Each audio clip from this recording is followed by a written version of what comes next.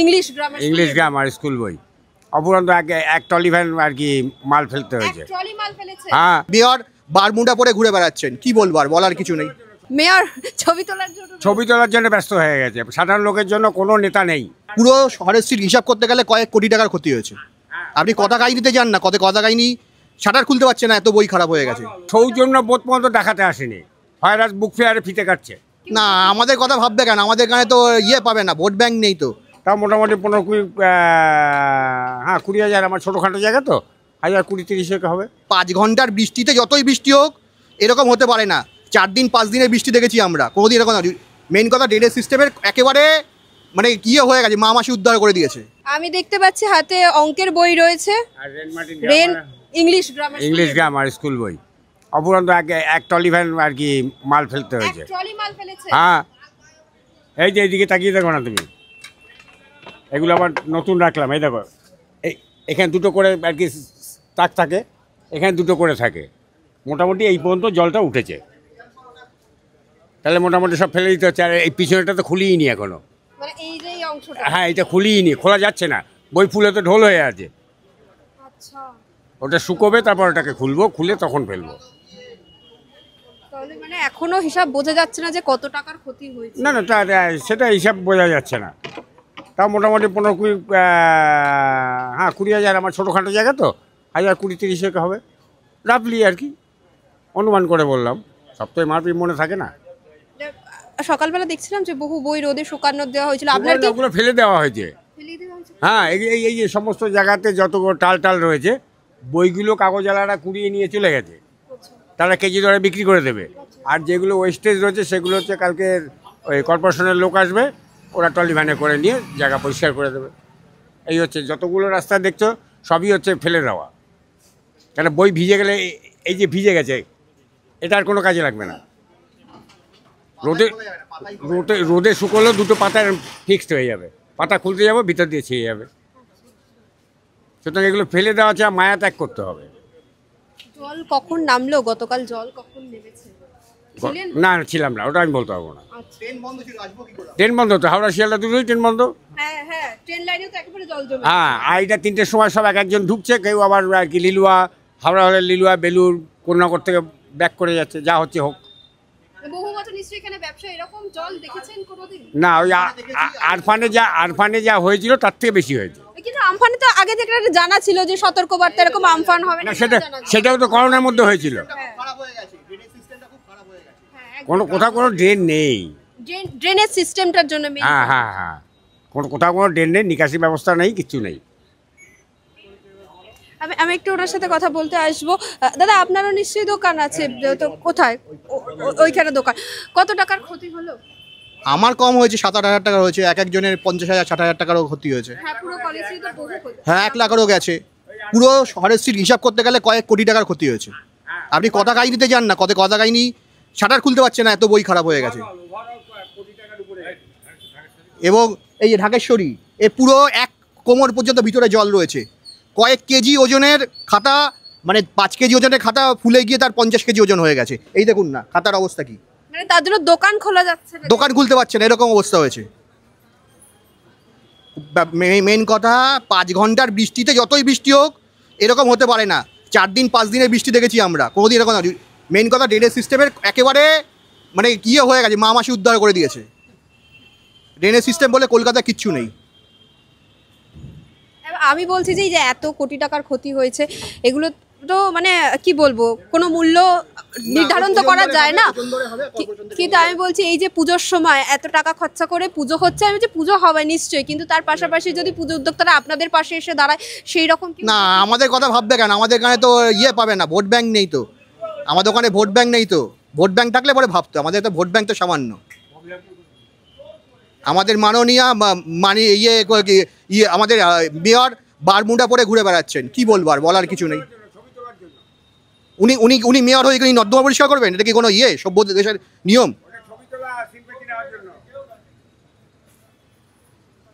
এবং সেখানে দেখা যাচ্ছে যে মুখ্যমন্ত্রী তো অনলাইনে পুজো উদ্বোধন করছে। উনি করছেন, উনি ভালোবেসে ভালো বুঝছেন, করছেন, কিন্তু আমাদের কথা কেউ ভাবছেন না। শুধু আমাদের না, শুধু বই পড়া নয়। আপনি আমার সকালবেলা কথাটা মুদি দোকানে তার 10 কেজি চাল নষ্ট হয়ে গেছে। 10 কেজি চালের দাম কত হিসাব করুন না। শুধু বইয়ের দোকান না, এরকম অনেক অনেক সব যা যা ব্যবসা করে কলকাতা শহর অঞ্চলে সবারই এরকম কিছু না কিছু ক্ষতি হয়েছে। আপনি সাইড দিয়ে যান, কার্ডের দোকানগুলো দেখুন, সব মালগুলো ফেলে দিয়ে কী অবস্থা হয়েছে। বিয়ের কার্ড প্রচুর নষ্ট হয়েছে, ঠিক কথা। আমি এখানে আসার সময় একটা দোকানে কে কে কে করবে, কেউ ব্যবস্থা নেবে? আমাদের কথা ভাববে না কেউ। আমাদের ক্লাব হতো তাহলে আমাদের কথা ভাবতো, আমরা ক্লাব না, আমাদের কথা ভাববে না। এবং আপনি বলছিলেন মেয়র ছবি তোলার জন্য ব্যস্ত হয়ে গেছে। সাধারণ লোকের জন্য কোনো নেতা নেই, সে মুখ্যমন্ত্রী বলুন, মেয়র বলুন, আর তাবর নেতারা বলুন, তারা খালি ভোগ বিলাস ছাড়া আর কিচ্ছু জানে না। আর সব মিথ্যা প্রতিশ্রুতি আর ভাষণ ডায়লগ। ওই পরের ছেলে পরমানন্দ, যত উচ্ছনে যায় তত আনন্দ, এই হচ্ছে বকলমে ফর্মুলা। মানে আমরা দেখেছি একটু বৃষ্টি হলেই কলেজ স্ট্রিটে জল জমে, এই প্রচুর বৃষ্টি তো ছেড়েই দিলাম, কিন্তু কোনোবার এসে মেয়র বা মুখ্যমন্ত্রী এই যে রাস্তা উঁচু করার সৌজন্য বোধ পর্যন্ত দেখাতে আসেনি। হয়রাজ বুক ফেয়ারে ফিতে কাটছে, কলকাতা বুক ফেয়ারে ফিতে কাটছে, জানে খুব দরদি। ও এখন আর কোনো ভয় ডর নেই কোনো নেতাদের, বুঝছো? পুলিশ ছাড়া আর কিছু ওদের সম্বল নেই, শুধু পুলিশই সম্বল, এছাড়া জনগণ নেই। যে পিকের লোক, যাকে টাকা দিয়ে আর কি রিক্রুট করা হয়েছে, ওই তো পিকে মানে হচ্ছে বুঝে যাবে, যারা বোঝার তারা ঠিক বুঝে যাবে। পিকের লোক আছে, কে পিকের লোক, কে সাংবাদিক, কে জেনারেল লোক, কে পার্টির লোক, কিছু বোঝার উপায় নেই। এইভাবেই ভোট হচ্ছে, এইভাবেই রাজনীতি চলছে। আমরা বোকা জনগণ ঠিক লাইন দিয়ে না খেয়ে গিয়ে ভোটটা দিয়ে আসি, দিয়ে ওই খেটে খাওয়া মানুষ নিয়ে পড়ে যায় ভোটের আগে। তারপর সবার আগে বাসটা তাদের বেশি যায় খেটে খাওয়া নিয়ে। এখনো সভ্য জগতে 100 টাকা রোজে কাজ করছে কলেজ স্ট্রিটে বহুত লোক। তার কাছে 100 টাকা রোজে, তার কাছে কিন্তু 5 টাকার চাটা কিন্তু খুব মূল্যবান জিনিস। ওই যে আমরা কথা বলি না, বেঙ্গলে এখনও খুব সস্তায় পাওয়া যায়, শ্রমের মূল্যও বেঙ্গলে সস্তা। 100 টাকা রোজ কত দেখবে, একের অধিক আমি দেখিয়ে দেবো, একের অধিক দেখিয়ে দেবো কলেজ স্ট্রিটে। আমার মার্কেটে আমি বলছি, হয়রা যে কোনো মার্কেটে যাবে তুমি সেখানেও পাবে খুঁজলে। তার কাছে তো 5 টাকা চায়ের মূল্য তো বিশাল। 5 টাকা একটা আটার রুটি আর তরকারি, তার কাছে বিশাল সোনার মূল্য। তোমার কাছে 500 আছে, তোমার কাছে 5 টাকা কোনো মূল্য নেই। যার 100 টাকা সারাদিনে ইনকাম, প্লাস তার পিছনে ধরো আরও লোক আছে সংসারে, তার হালটা ভাবো, তার কাছে 5 টাকাটা কি মূল্য নেই? এই রাজ্যে চাকরি নেই বলেই সে 100 টাকা আজকে এখানে একটা কিছু করার নেই। আমিও করবো, 100 টাকা দিলেও তো আমার পান বিড়ি সিগারেটের খরচাটা উঠে আসবে, আমিও করব। যেহেতু কোনো কর্মসংস্থান নেই, সব বাড়ির ছেলে মেয়েরা বেকার বসে 12 ঘন্টা পরে মোবাইল ঘেটে যাচ্ছে, দিয়ে এক্সপায়ারি ডেট হয়ে যাচ্ছে, কী হবে? ওই কলেজে ছেলে মেয়েরা প্রজেক্টের জন্য আসছে ইন্টারভিউ নিতে, আমি বললাম যে তুমি লেখাপড়া শিখে করবে নাকি? কিচ্ছুই নেই, কর্মসংস্থান, তোমার তো এক্সপায়ারি ডেট হয়ে যাবে, তখন কি করবে? করে করে করে করে আর কি চাকরির বয়সটা পার হয়ে যাবে, ব্যাস। তারপরে ওই 10 হাত অন্তর মদের দোকান, আর সবার পকেট একটা করে ঘষা ফোন। উচ্ছনে যাওয়ার জন্য যা যা দরকার সবই তুমি পাবে ওর মধ্যে, ব্যাস, গল্প শেষ। জনগণ গাও, বাবা মা মরে গেল, ও ছেলে মেয়েরা সব বেচারাম হয়ে গেল, বাপের সম্পত্তি ব্যাজ, কিছুদিন ভোগ বিলাস কর, এই তো।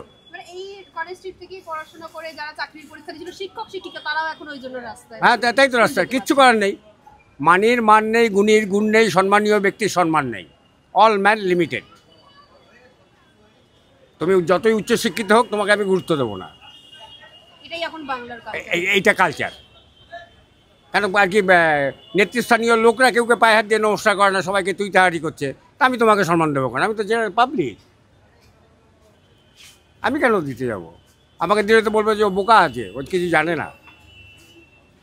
কেন আর কি ওই সততার লোক না কি যেন আছে না, ইউটিউবে দেয়, সেই ডায়লগগুলো দেখবে। হ্যাঁ, না, শত প্রতীক তো আছে, কিন্তু হয় না আর কি, যে মাদার ডেয়ারি বললে ভুল হবে, হরিণঘাটা ঘুমটিতে যে ব্যক্তি কাজ করত, তার তখন অনুমানিক আন্দাজে বলছে তার মায়না কিন্তু 80-100 টাকা ছিল। সে কিন্তু কত কোটি টাকার মালিক, তোমরা একটু সার্ভে করে দেখে নাও। আজকে 2025-এ দাঁড়িয়ে তাহলে কি করে একজনের রোজগার 100 টাকা হয়? হ্যাঁ, বাড়ার কথা। কে বাড়াবে?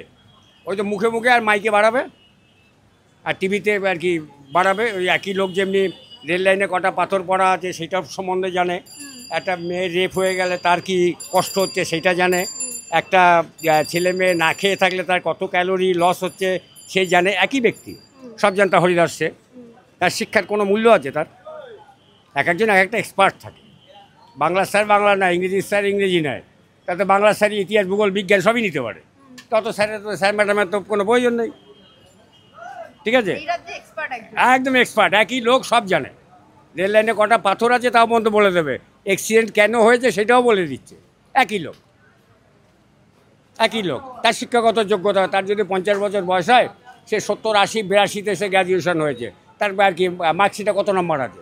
তুই যে মাতব্বরি করছিস, তুই যে মাতব্বরি করছিস, তোর মার্কশিটে কত নম্বর আছে? তার থেকে তো এখন ছেলেমেয়েরা, অবশ্য এখন ছেলেমেয়েরা নম্বর পায় না, নম্বর দেয়, নাম ঠিকানা মোবাইল নাম্বার লিখলে 80, 90 দিয়ে দাও। আর কেউকে ফেল করানো যাবে না, করা নির্দেশ।